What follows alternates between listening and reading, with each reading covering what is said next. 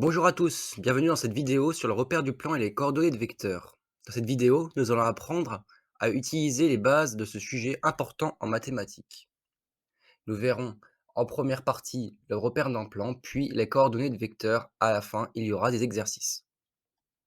Le repère du plan est un outil essentiel pour comprendre et travailler avec les vecteurs dans un espace bidimensionnel. Un repère est simplement un ensemble de deux lignes droites qui se coupent en un point spécifique appelé l'origine. Nous utilisons ces lignes pour déterminer la position du vecteur dans le plan. Les deux lignes du repère sont appelées les axes X et les axes Y. L'axe X représente les valeurs horizontales et l'axe Y représente les valeurs verticales.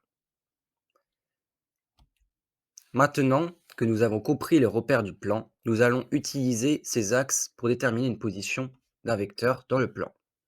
Cela nous donne les coordonnées de ce vecteur.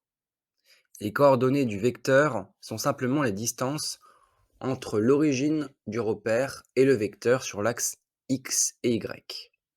Supposons que nous avons un vecteur A avec les coordonnées 3, 4.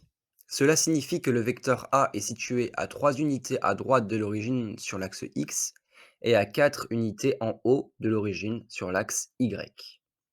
En traçant ce chemin, nous obtenons cela, puis nous pouvons tracer le point. Maintenant, nous allons passer aux exercices.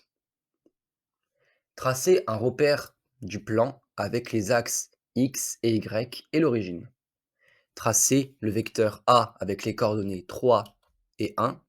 Tracer le vecteur B avec les coordonnées -2 et 2. Calculer la somme des vecteurs A et B. Tracer le vecteur C qui représente la somme du vecteur A et B. Et enfin, pour vous rappeler, juste pour apprendre aussi, pour calculer, une somme, il faut faire XA plus XB égale XC et YA et plus YB égale YC. De toute façon, vous verrez, ça se fait directement sur le repère. L'exercice 4 et 5 sont beaucoup plus durs que l'exercice 1, 2 et 3. Je vous conseille de mettre pause, puisque là, je vais directement passer à la correction. C'est parti. Donc, nous avons le vecteur A et le vecteur B, ainsi que le repère et l'origine. L'origine, c'est donc le vecteur A est à 3 unités à droite de l'axe, de l'origine sur l'axe X et à 1 unité en haut de l'origine sur l'axe Y, et le vecteur B est à 2 unités à gauche de l'origine sur l'axe X et 2 unités en haut sur l'axe Y. Donc nous avons le vecteur A justement qui est la ligne bleue et nous avons le vecteur B qui est la ligne verte. Maintenant je vais vous montrer comment faire le vecteur C qui est l'addition entre le B et le A. Donc à partir de A tout simplement, du point A qu'on a, nous allons placer le vecteur B.